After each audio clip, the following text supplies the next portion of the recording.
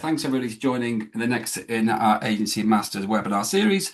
Today it's all around owning those awkward client conversations. As usual, the webinar should last around about 20 minutes, so plenty of time to grab, I usually say, a nice cup of tea or coffee before your next call, but potentially today a nice cold drink.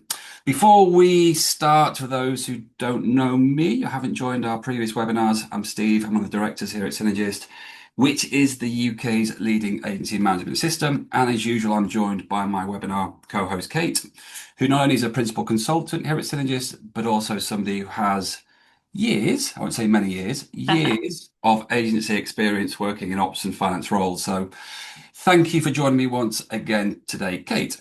Thanks for making me feel very old. That's no problem.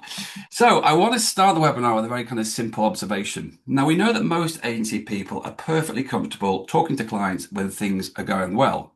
So the work is landing, the relationship is strong, everybody's excited about what's coming next. Conversations that we struggle with are different. They're the moments when we have to challenge something. So maybe we need to talk about money, maybe we need to kind of reset the expectations. We need to say, actually, we want to address this before it becomes a bigger problem. And yet those conversations often determine the profitability of a project, the health of a client relationship, and ultimately whether an agency can grow sustainably. Because the agencies that lose the most money aren't usually the ones doing bad work. They're the ones avoiding difficult conversations for far too long. So today isn't about negotiation, it's about confidence. The confidence to have the conversations that matter before they become the conversations that hurt. And with that, let's take a look at the situations where this shows up most often. Okay, so today we're specifically looking at the ones that most agency people find hardest. So maybe it's the client who pushes back on your fees. Maybe the project's drifted 3 weeks off schedule and nobody said anything. Maybe the scope's doubled and you've quietly absorbed it because raising it felt harder than just getting on with it. So these feel like different problems. So one's about money, one's about time, one's about delivery, but they have one thing in common. They get avoided for as long as possible. And that avoidance is expensive. Expensive in a very literal write-off, damage the relationship sort of way. Now, we also know that clients don't tend to leave agencies that have those honest conversations. They leave agencies that avoid them. The clients who stay the longest, who refer you, who grow their relationship with you over time, they're not the ones that you always say yes to. They're the ones who trusted you to tell them the truth. So, why do these awkward conversations get avoided? So, for most people, it comes down to two things: fear and people pleasing. The fear that if I push back, I'll damage the relationship, they'll go somewhere else. So, say yes, absorb it, and keep things moving. The people pleasing runs deeper. Most people in these client facing roles are there because they're good at making people feel comfortable. And that's a genuine skill, but it becomes a problem when they can't say the thing that actually needs to be said. So today we're going to show you how to stop avoiding them and how to have them in a way that actually makes the relationship stronger. Now, most of the difficult conversations we're talking about today, they didn't start when your invoice landed or the deadline slipped. They started at the beginning. The scope was vague, but nobody pushed back. The timeline was tight, but everybody just nodded and went along, or your budget was lower than it should have been, but you took the job anyway. And 3 months later, you're having the conversation that was always coming. You've just delayed it until it was harder. So the agencies that can handle these awkward conversations best aren't better at the confrontation, they're better at not needing one because they had the right conversation at the start. Which is why the single most useful thing that you can do is to set the terms before anything has a chance to go wrong. So we call this an upfront contract. And it's not a legal document, it's a shared understanding of how a project is going to work. So three things to mention in your upfront contract. The first one might be scope. So what's in it, what's out, how many rounds of amends, and what counts as a change. And the second might be around your process. So how feedback gets given, who gives it, when it's due, and what happens if it's late. And third, perhaps something around drift. So you agree at the start the conversation you'll have if anything starts to slip. When you do this well, the awkward conversation later isn't awkward at all because you've already had it. So, 3 weeks in, if you need to say you've used all your amend rounds or this actually sits out the original scope, the client isn't surprised because they've agreed to that. In the absence of the upfront contract, that makes later ones feel more like confrontations. The other key part of an upfront contract is to discuss your budget ballparks. So when you ask a client for their budget, they usually have a number in mind. The problem is that number is often made up. So what they think the work should cost, or maybe what they spent last time, or what someone in finance said that they have available. And it's rarely based on what the work actually requires. So the ballpark conversation shouldn't be, we'll work to your budget. It should be, we want to understand the range that you're thinking about so we can scope something that's genuinely useful rather than just fitting a number. Asking this will help you find out if the scoped price and the ballpark don't match.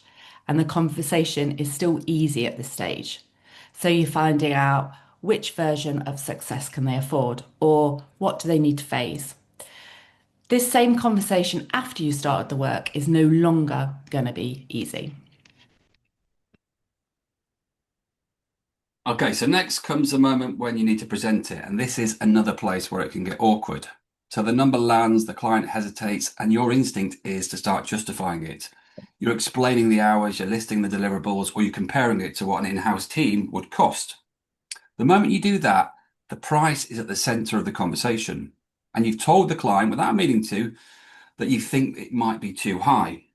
So the shift is to get the value established before the number appears. So what does success look like for them? What happens to their business if this lands well? What's the cost of not doing it or doing it badly? So when a client has done the thinking out loud, the number arrives with context. It's not a shock. It's the answer to a question that they've already answered themselves. And how you present the options matter just as much as how you frame the value. So this is where anchoring comes in. So you present three options of different values or a choice of yeses. So a good option would satisfy all their objectives. The better option would include option one, plus include more added value. The best option should be the ideal solution.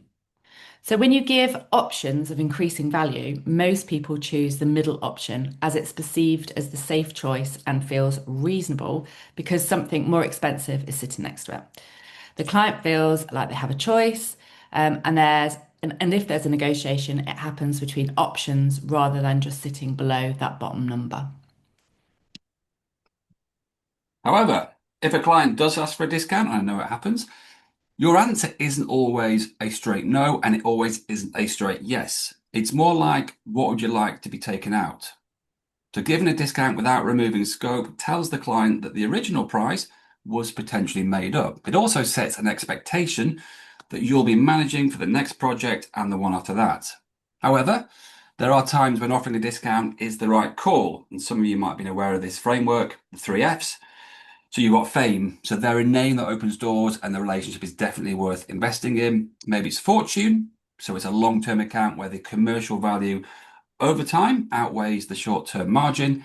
Or maybe fun. It's a project the team generally wants to do. And again, that has value too. Now, any of these is a legitimate reason, but make sure you name it. So say, we'd like to offer you a goodwill gesture on this one because we value the relationship. That makes it a considered decision. The client understands it's a one-off, not a new normal. Love the old fun, fame, and fortune analogy. Yeah, it gets into most of our webinars, doesn't it? Yeah, it does indeed. So even when you've done all that well, if you get pushback, there are going to be three main reasons, and only one of them is actually going to be about the price. So the first is a value gap. So the value conversation didn't land clearly enough before the number appeared. They haven't made that connection yet. So don't sit back and defend the price. Go back to the value, reopen the conversation about what they're trying to achieve and what it means for the business. The second is a budget gap. So they want to work with you, they see the value, but they don't have the money. And rather than say that to you directly, they push back on the price instead. So ask directly, Is it the budget that isn't there, or is it a question about the value? And that surfaces the real issue and gives you somewhere to go. And the third is a buying gap. So you've had every conversation well, the marketing director is on board, and then it goes to the CEO or the CFO who hasn't been involved, and suddenly you're being asked for 30% off. That conversation is hard to recover. So make sure that you're mapping your stakeholders before the number lands. You know, who else needs to be comfortable before a yes becomes a yes? Try and get them in early, and if you can't, make sure you brief your main contact so they can make the case internally. Now, there is one situation where the pricing conversation does get a bit formal, and that's when it goes to the dreaded procurement. And I don't know if it's just what's happened this week or not, but does that guy look like Andy Burnham? Yeah, really. It might not, but to me, it does, and I can't not see it anymore. So you've built this kind of great relationship with marketing director, then it goes to procurement, and the conversation will change completely. So procurement teams, I know you don't like to hear this, but they're not the enemy. They have a different objective. So marketing director may buy on relationship, on outcome. Procurement buys on evidence. So their job is to demonstrate commercial rigor, which usually means to be seeing to question your number. So do expect it and prepare for it differently. So how do we do that? First thing is get ahead of it. So before anything is submitted, ask your contact what criteria procurement is judging against. A case built for a marketing director won't survive procurement scrutiny unless it speaks their language. Second, make the comparison difficult. Procurement's instinct is typically to line up three quotes and pick the cheapest. Now, your job is to make sure what you're offering isn't directly comparable. Now, that's not by obscuring anything, but it's being explicit about what makes your approach different. Third, and this is where your data becomes your weapon, answer the hard questions before they ask it. So if they're going to challenge your day rates or your hours, have the evidence ready. So maybe here's what we scoped, here's what we delivered, and here's what it looked like on comparable projects. So that shifts the conversation from, are you too expensive, to here's the evidence that you're not. And we know that procurement responds to proof, so give them something they can take back up the chain and defend. So we've talked about money. Now let's talk about timings. So a client asks if you can hit a date, not a gate, and the date is tight, and the instinct is to say yes because saying no feels like losing the work. But agreeing to a timeline you can't deliver is just moving that awkward conversation to a worse moment. So you haven't avoided it, you've just guaranteed it. The better approach is to work back from the deadline together. So, what are the dependencies? When does the brief need to be final? When do stakeholders need to be available for review? How many days does each stage actually need? When you do that in front of the client, visibly and collaboratively, two things happen. So, first, they see the problem themselves. They don't have to be the one to say that it can't be done. The timeline says it. Secondly, they become part of the solution. If something has to give, they're the ones deciding what. If a client wants to squeeze a gate, a gate, not a gate, a date. Not a gate. Oh dear, I'm having all sorts of trouble with language today. So if they want to squeeze a date without changing the scope, name the risk clearly. We can hit that date, but here's what we need from you, and here's what we need to cut. That's not resistance, that's professional advice, and that's the kind of honesty that builds the trust rather than eroding it. So, agree the timeline before the project starts, put it in writing, and if it changes, have the conversation the moment you see it coming, not when it's already too late. So, but even when the timing and the scopes are agreed upfront, projects, as we all know, can still drift. And when they do, there are two things to watch for: scope creep and overservicing. And they're related, but they are not the same. So, scope creep is when the work expands beyond what you've agreed. So, maybe an extra round of amends or new deliverables added mid project, or a brief that's quietly grown since kickoff. Overservicing is when you absorb that extra work without saying anything. It shows up in your time tracking, so those actual hours logged against a project are running well over what was scoped. The work is being done, it's just not being charged for or flagged. This is where consistent time tracking really matters. So it's not just an admin exercise, it's an early warning system. So if you can see mid-project that you've used 80% of your hours with only 60% of the work done, there's a conversation to be had.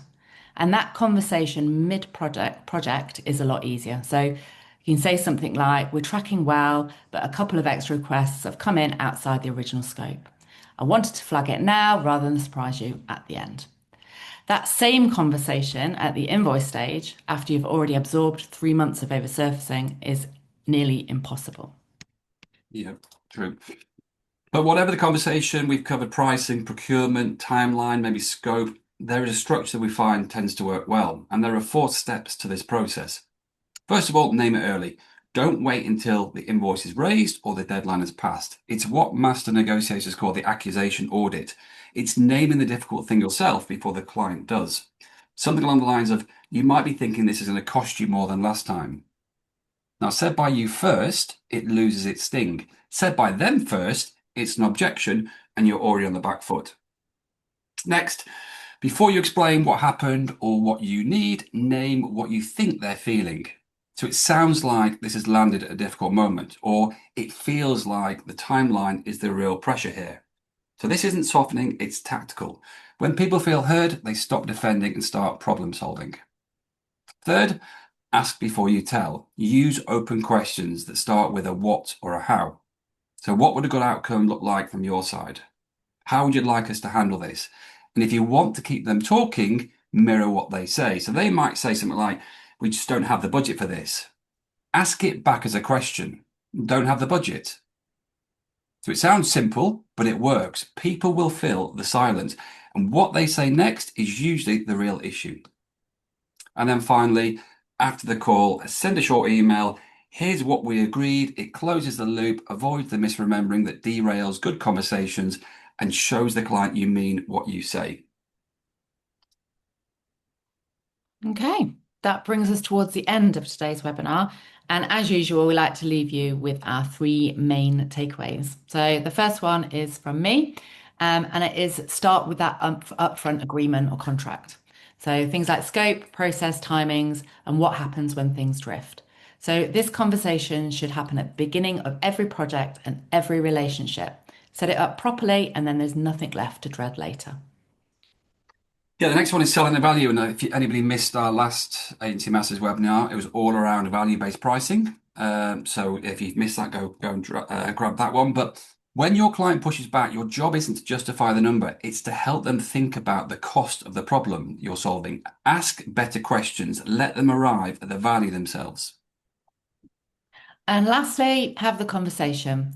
So the agencies clients trust most aren't the ones that always gave them what they asked for. They're the ones who were honest, named things early, and made every conversation, including the hard ones, feel like they had the client's interests at heart. So remember, I think it was slide 3, clients don't leave agencies that have honest conversations, they leave agencies that avoid them.